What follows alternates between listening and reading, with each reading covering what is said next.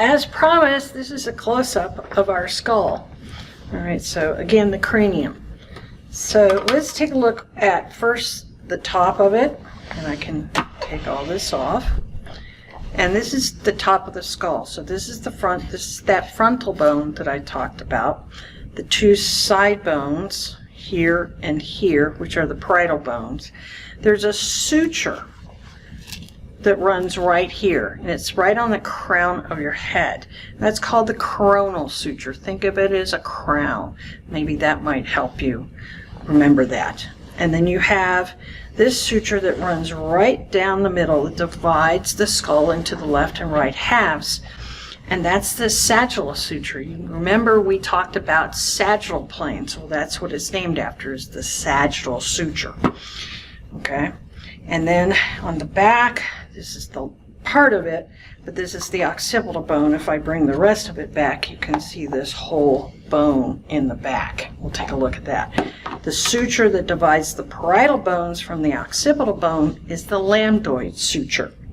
Okay, so I'll put him down, and we'll take a look at the rest of this head. All right, and we'll start with the occipital bone, finishing it up, and this is the bottom part of it. This is where your spine comes in, and you can see these. We'll take a look at this, but these are called occipital condyles, and that's what the spinal bone, the atlas, sits on. This hole is called the Foramen Magnum, literally translating big hole.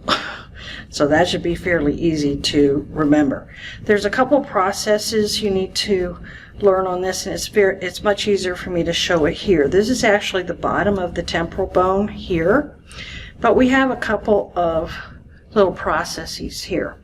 First one is the mastoid process. It's big. It's the big bump you feel behind your ear. Okay, if you put your finger up to the ear and right behind it, you'll feel that big knot. That's the mastoid process. Then you have this pointy little thing. That's the styloid process. Think of a stylus. So maybe that might help you remember that. Okay, and then we have the hole in front of the mastoid process. That's the auditory meatus. This is the hole for the ear. That's where it goes in. All right, so I'm going to move to the front, and this is your zygomatic bone, the cheekbone that you can feel on your face. And it's made up of processes of both the temporal bone here and the zygomatic bone. So we actually call this the temporal process of the zygomatic bone and the zygomatic process of the temporal bone. So just remember that, you know, these will go back and forth here. All right, so we're going to move forward now, and we're going to get into the eye. And you can see this lovely little eye socket, and there's several bones that make up this socket. The first one is the lacrimal bone. Let's see if I can point this for you guys. And you can tell that because that tear duct is there. It's a very, very, very thin bone. Right behind it is the ethmoid bone, and the back of that orbit is what we call the sphenoid bone. If you've ever seen the sphenoid bone, I'm going to turn it in. It looks like a butterfly, and we say that it has wings, greater wings and lesser wings, and that's what houses our pituitary gland. So I flip them back over, and we have our nasal bone. You know, this is the very tip of it. The tip of it is cartilage. As you move back, you go into bone, so that is the nasal bone. Then we have the bone right here below your, this is the vomer. Okay, and then we have the upper jaw, the maxilla, and the lower jaw, the mandible. And a couple of holes that you need to know in this. First of all, in the mandible, we have these two holes right here. The holes are called foramen. Some people say foramen. Doesn't make any difference wherever you put the syllable, right? But I kind of remember it by putting my two fingers like the thinker, and that helps me remember mental. So this is the mental foramen. You have a ridge that your teeth fit in, and that's called the alveolar process. So you have an alveolar process in the mandible and an alveolar process in the maxilla.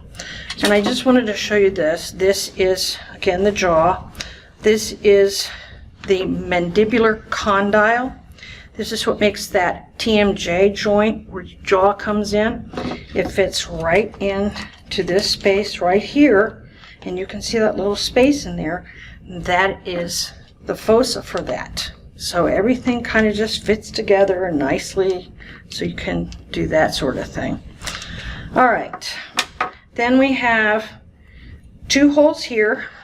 This is below the eye, so infraorbital. And we have 2 holes here that are supraorbital.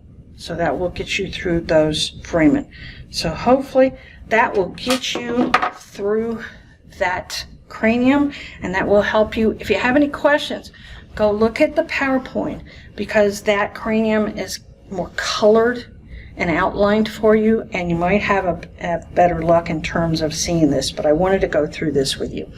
So now let's go look at another one of these bones.